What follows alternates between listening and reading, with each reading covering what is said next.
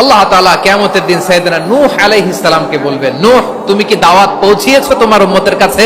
নূহ আলাইহিস সালাম বলবেন, হ্যাঁ আমি পৌঁছিয়েছি। এবার নূহের উম্মতকে আল্লাহ জিজ্ঞেস করবেন, হে নূহের উম্মতেরা, তোমাদের নবী নূহ কি দাওয়াত পৌঁছিয়েছে?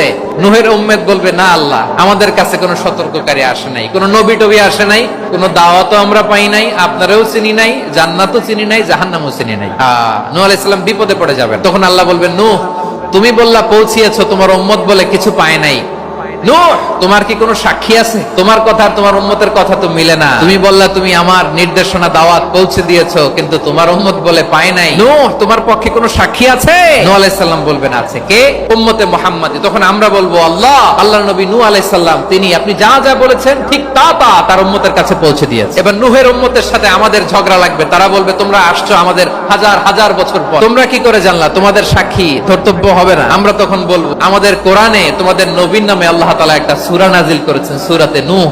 আওয়াজ করে পড়েন আল্লাহু আকবার। আমরা বলবো, আমাদের কোরআনে তোমাদের নবীর কথা আল্লাহ আমাদেরকে জানিয়েছেন, দিন-রাত এক করে তোমাদের কাছে তিনি দাওয়াত পৌঁছেছেন। তোমরা কানের মধ্যে হাত দিয়ে রাখতা, চেহারাটা কাপড় দিয়ে ঢেকে রাখতা, আল্লাহর নবী নূহকে পিটিয়ে ছালা দিয়ে তোমরা পাহাড়ে তুলে রেখে আসতা। সব আমরা জানি। আমরা যখন বলবো এই কথা, নূহের উম্মত চুপসে যাবে। তখন আমরা সত্য বলেছি কিনা এটা আল্লাহ তাআলা জানতে চাইবে বিশ্বনবীর কাছে। তখন বিশ্বনবী আমাদের পক্ষে সাক্ষী দিবেন। আওয়াজ করে বলেন আল্লাহু আকবার।